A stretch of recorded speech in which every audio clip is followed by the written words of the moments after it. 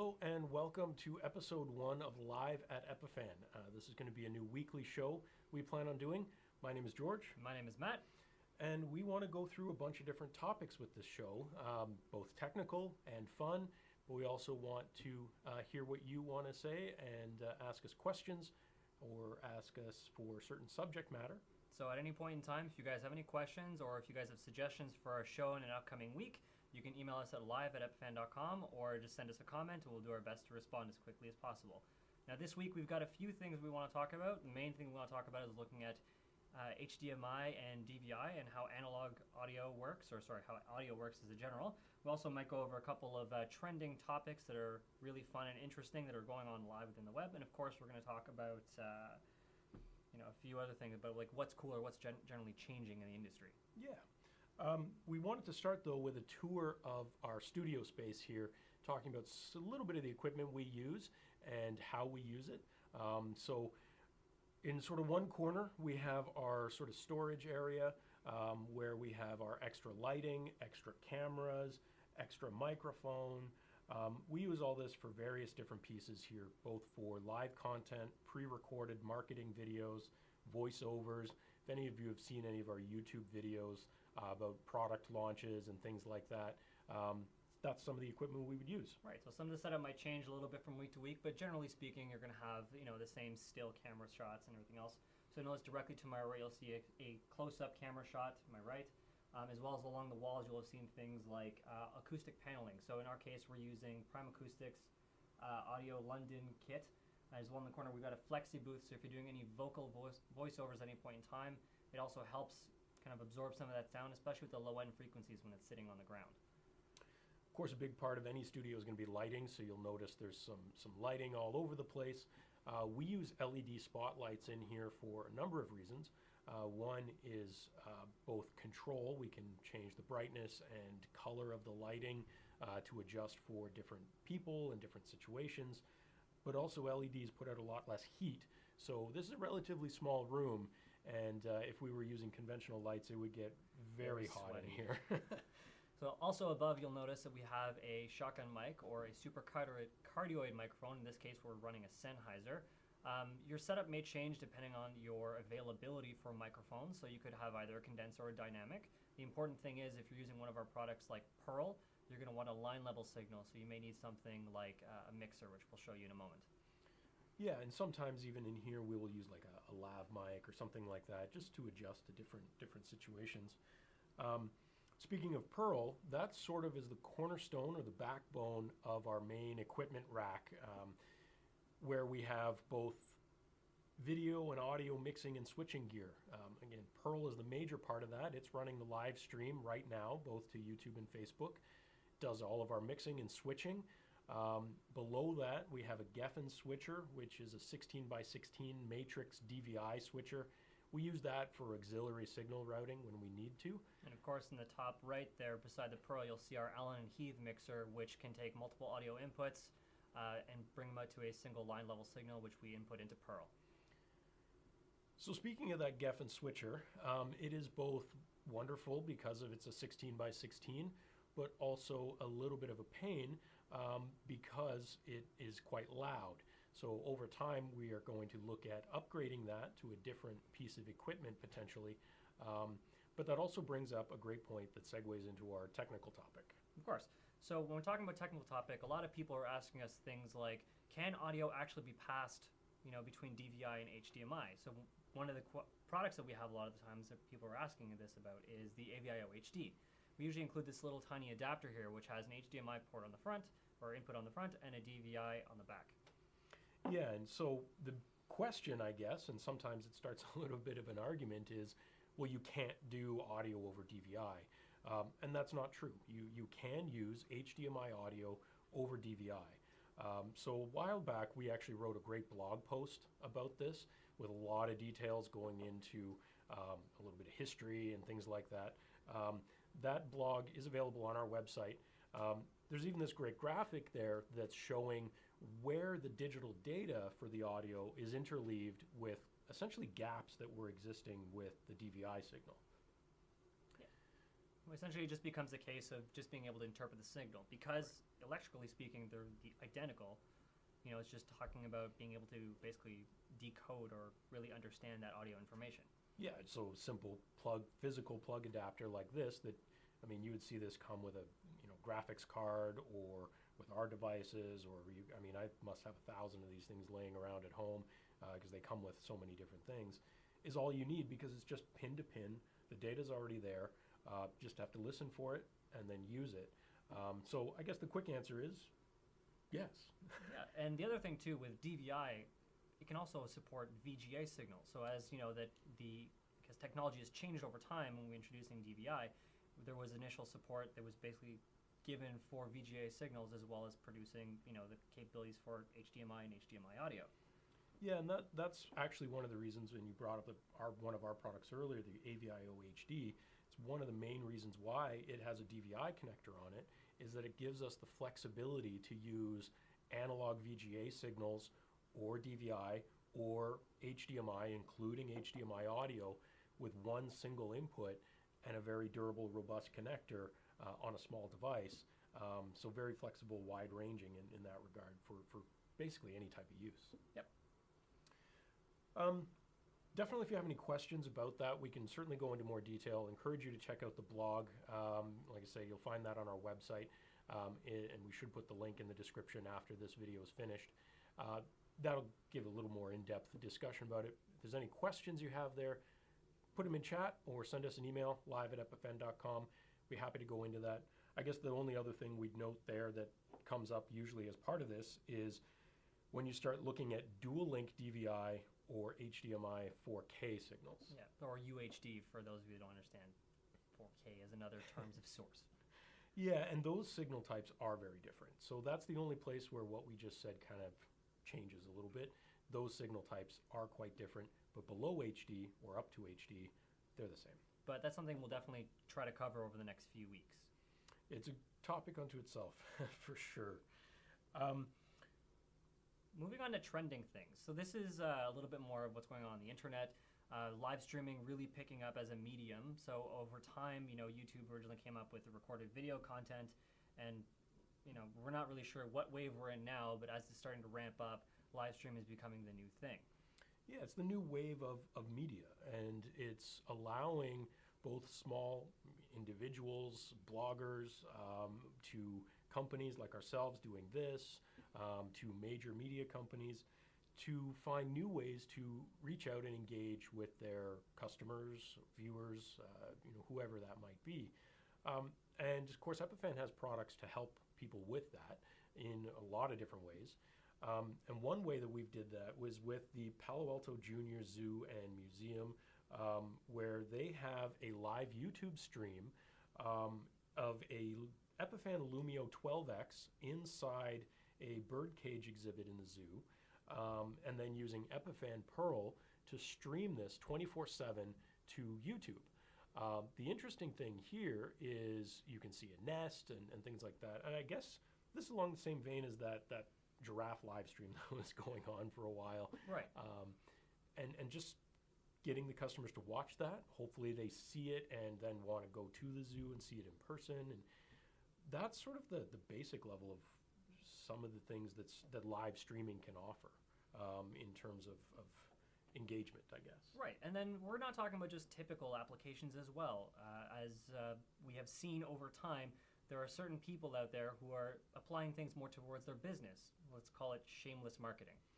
Yeah, and I guess the hope is to go with viral, right? So viral streaming is becoming more of a thing than just viral videos used to be. I mean, you still get the viral videos like that giant chicken thing this week, Yeah. but viral streaming is becoming a bigger thing, and that can be basic. So I was going to go through a couple that I saw this week that I stumbled across that I thought were pretty cool. One that I ran into actually from a Twitch compilation video was this guy in Sweden who has a camera for live streaming in the back of his hot dog truck. This guy's just a street vendor selling hot dogs, usually at night, catering to the bar crowd. And he just sticks a camera in the back of the truck and live streams this on Twitch, on Facebook, on YouTube. And in this way, there's a number of reasons why you might do this. He's getting viral marketing for sure. I'll go there if I'm ever in Sweden. Yeah, could be security too. Yeah, you get an interesting view. You're going to get something viral happening. Like I said, I saw it in a compilation video because some mess of intoxicated people was happening out front, and that kind of stuff goes viral. So he's really leveraging that as an interesting way of using live streaming to promote his business. Another one, I guess, is a bit of a departure from that, is a car blog that I follow very closely, and they do their own live show, just like we're doing now, and they've taken a little bit of a different approach, intentionally taking aim at traditional mainstream media, right? They've designed a set that is intended to be a little bit of a rip, a little bit of a joke. It's made of cardboard. There's just paper everywhere. The clocks are all the same as opposed to different time zones. And there's old rotary telephones all over the desk. But these are all elements that, even from your childhood, you remembered maybe watching the 6 o'clock news and seeing clocks and phones and all these things. And they're intentionally mocking that while still bringing their relevant content to their viewers. And I really like that because it makes it interesting, right? People are getting sick of the 6 o'clock news. They want to see a different take on things. Yep. And they want to consume it in their own way, on their own time. And that's what live streaming can definitely do. Or in the case of YouTube and Facebook Live, it automatically switches to video on demand. So if you miss it live, you'd watch it later. And so those are definitely helpful pieces. Yeah. Now we also have another platform that we have not really touched a lot on yet. So it's called Twitch. We have one DJ who is very popular in the world named Deadmau5, and what he tends to do is he'll live stream usually a couple of times a week, and during those live streams he's typically sitting in his home studio recording and writing music for his upcoming albums or for his studio. Now the fun thing with him is he likes to shamelessly use the chat on the right hand side to communicate with his fans as well as get feedback for a number of different elements to his songs. And so the active involvement to his fan base and to the world, I guess, essentially watching, just kind of basically makes everyone more inclusive and essentially just raises more awareness and interest in his brand and his music. So some interesting news that sort of relates to all those topics we just talked about this week was there was a TechCrunch article that announced, I guess it was really Facebook announcing it, but there was a good TechCrunch article talking about Facebook expanding the capabilities of Facebook Live by allowing regular desktop browser users to use Facebook Live streaming instead of using a mobile phone or third-party application. So that's an interesting one. I played around with it. Still a little bit limited in some of the settings and things you can do. I'm sure that will expand as they did just launch it. If you still want to go to the professional level of image quality, then using a hardware encoder like we're doing here with our Pearl, or third-party applications like OBS or Wirecast, with video grabbers like our AVIO line of products, those can still get you that professional-looking level, where this right now, the way they just launched, is limited to the built-in webcam, which honestly, has that weird up-the-nose angle and just generally doesn't have good image quality. It's not much better than using your cell phone, to be honest. In some cases worse. But it's good to see that they're bringing that ability to a wider audience.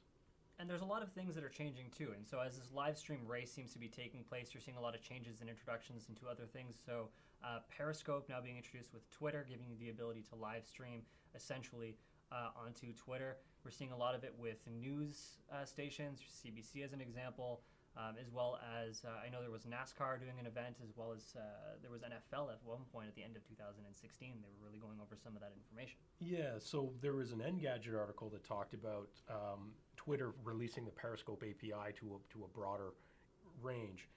They're taking a different approach than, say, Facebook or YouTube, where they're giving you the API, which basically forces you into using third-party software and applications for now. But that does give bigger companies, like I think ones they just partnered with in terms of media was PBS and Bloomberg, to get content through Periscope that way.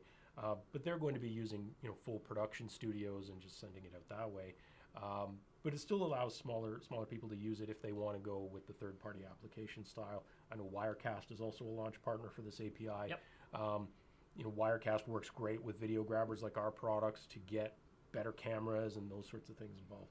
Now, the best part about this, too, is because it's a race for being the most user-friendly and the most, affordable and functional, the technology is only going to get better and the services are only going to get more impressive over time, and it's all to your benefit. Yeah. I think one of the early adopters of really leveraging this is a really old school medium, and that's radio stations. So that one's I find interesting because radio stations, a lot like newspapers, have been seeing a shrinking audience. So this kind of opens a new door in a simple, low-cost way to re-engage. Right, because you're essentially giving the audiences a new perspective into an unknown visual world. Yeah, if no one was lucky enough to do an internship at a radio station or something, they have no idea how that works. What you hear through the radio versus what it actually looks like in a radio studio, when you see them, they don't really seem like they should connect because the studio part actually looks kind of bad, but it's still interesting. Yep. Just people yelling into a wall. Basically, it's this weird scenario. But they're using it and it's working. They're getting the engagement, especially for contests and stuff like that. And they can just set up a 24/7 stream, and throughout the day, people can engage. They can hit it on different platforms like mobile and everything else a lot easier anywhere in the world. So that's always an interesting piece. Yep. So again, if you guys have any questions, if we've stumped you on a certain topic at any point in time, you can email us in at live@epiphan.com or send us a comment or chat with us live, talking about what you might have, what you might want to see in a few upcoming episodes. We'd be happy to at least address that as much as we can. So to sort of summarize that news piece, I guess is related. The end of April, Epiphan will be exhibiting at the NAB show in Las Vegas. At that show, there is going to be a sort of special area set up for Facebook live streaming technologies. We'll have some stuff there as well as a number of other companies. NAB traditionally is a very big mainstream media kind of broadcast space oriented thing. But this is a demonstration of how that's starting to shift, where now they're recognizing even in this very high level broadcast show, they're taking the initiative to set up an area dedicated to Facebook live streaming technologies. And that's really, demonstrating how things are changing, and not just for small guys, but also for big companies realizing that no one's sitting down at 6 o'clock to watch it anymore. They want to get it on their smartphone while they're eating lunch in the middle of the day or, Yep. or whatever the case may be. So it's going to be really cool to see how that works out in that regard. So if you're planning on attending NAB, feel free to stop by our booth. It's information on our website. We're happy to show you Epiphan technologies. As far as I'm aware, I should personally be there, but it should be a good show. So again, if you guys have any questions, live@epiphan.com is the easiest way to send in your topic suggestions as well as any other questions. As well, just visiting epiphan.com will be a great way of seeing our products and learning a little bit more and seeing all of the blogs that we kind of mentioned today. Between blogs and solution pages and all these sorts of things, we got a lot of information online to kind of go over some of the topics we've covered today. Topics for next week, we're going to take probably a deeper look into the cameras we use, why we use them, why we chose the ones we specifically did, what we use them for, because different cameras serve different purposes. Absolutely. And so that should be an interesting one. And then, like we said, if we have suggestions for future shows, send us an email, and we'll take a look at those and see if we can discuss them. For now, I've been George. And I've been Matt. And we'll hopefully see you next week. Have a good one.